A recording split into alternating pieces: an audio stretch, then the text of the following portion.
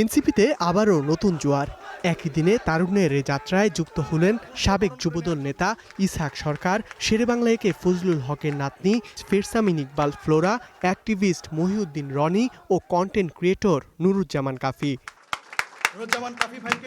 শুক্রবার বিকেলে রাজধানীর কাকরাইলে ডিপ্লোমা ইঞ্জিনিয়ার্স ইনস্টিটিউটে এনসিপিতে যোগ দিয়ে নেতারা বলেন, তরুণদের হাত ধরেই মিলবে প্রকৃত গণতন্ত্র ও জনতার মুক্তির পথ। মানুষ সত্যের পক্ষে কথা বলবে, তার অধিকার ফিরে পাবে, ইনসাফের পক্ষে লড়ে যাবে, হাদি হত্যার বিচার চাবে।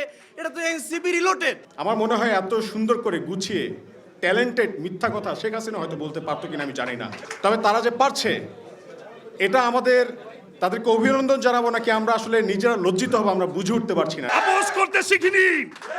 আমি যে দলের সাথে সম্পৃক্ত ছিলাম, আমি আজকে দেখতে পাচ্ছি সেই দল তার গণতান্ত্রিক ধারা এখনো নেই, গণতন্ত্র থেকে সরে গিয়েছে। অনুষ্ঠানে ঢাকা বিশ্ববিদ্যালয়ের ঘটনাকে ছাত্রলীগের কর্মকাণ্ডের সঙ্গে তুলনা করেন আসিফ মাহমুদ। গণতন্ত্রকে যারা বিনষ্ট করছে তাদের অতীত স্মরণ করার পরামর্শ দেন নাসির উদ্দিন পাটোয়ারি।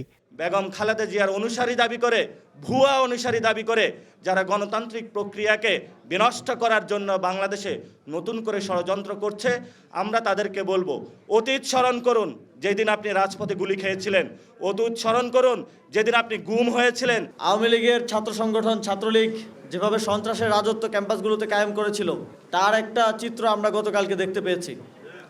এবং আবারও ক্যাম্পাসগুলোতে সন্ত্রাস এবং দখলদারির রাজনীতি ফিরে আসছে।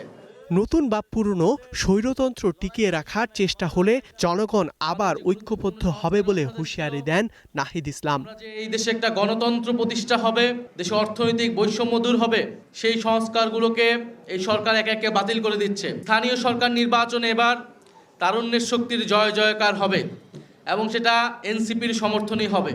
এ সময় সবাইকে স্থানীয় সরকার নির্বাচনের জন্য প্রস্তুত হবার আহ্বান জানান নেতারা। আমাদেরকে সুসংগঠিত হতে হবে। ধ্রুব ইকরামুল, স্টার নিউজ, ঢাকা।